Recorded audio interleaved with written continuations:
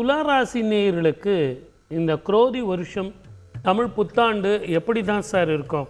7ஆம் இடத்துல இருந்து குரு 8ஆம் வீட்டுக்கு போக போகிறாரு. அதானே சார் உங்கள் பயம்? பயப்படாதீங்க சார். ஏன்னா குரு, நான் உங்களுக்கு ஏற்கனவே சொல்லிட்டேனே, ஸ்தான பலம் கிடையாது. இங்கே 5ஆம் பார்வையாக 12ஆம் வீட்டை பார்க்க போகிறார். குடும்பம், வாக்கு, தனம் என்று சொல்லக்கூடிய 2ஆம் வீட்டை 7ஆம் பார்வையாக பார்க்க போகிறார்.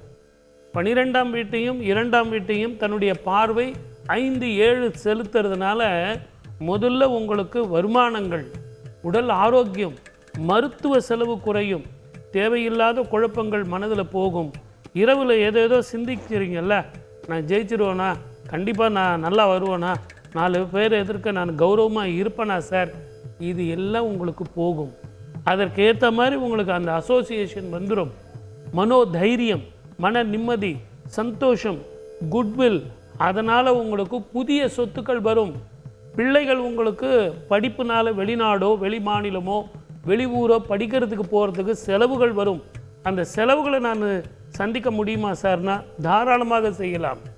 உங்களை பொறுத்த வரைக்கும் குரு பெயர்ச்சி சாதாரணமாக இருக்குது. நீங்கள் 8ஆம் இடத்துல இருக்குன்னு நீங்கள் நம்புறீங்க, அதை பற்றி கவலையே வேண்டாம். அந்த பார்வை சுபமான பலனை தரும்.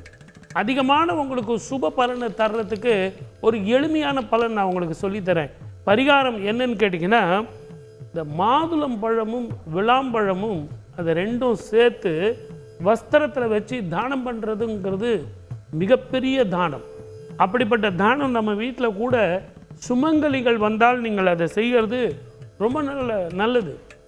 இந்த வஸ்திர தானமும் இந்த 2 பழங்களும், இந்த பழங்கள் கொட்டையோடு சேர்ந்த பழங்கள் இருக்குது பாருங்கள், கொய்யாப்பழம், இதெல்லாம் ரொம்ப ரொம்ப மிகப்பெரிய ஆனந்தத்தை தரும்.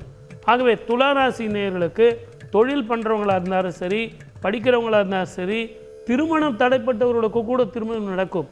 ஏன்னா குடும்ப வாக்கு தனஸ்தானத்தை அவர் குருவனுடைய பார்வை பார்க்க போகிறார். அவர் இருக்கிறது என்னவோ 8ஆம் வீடு.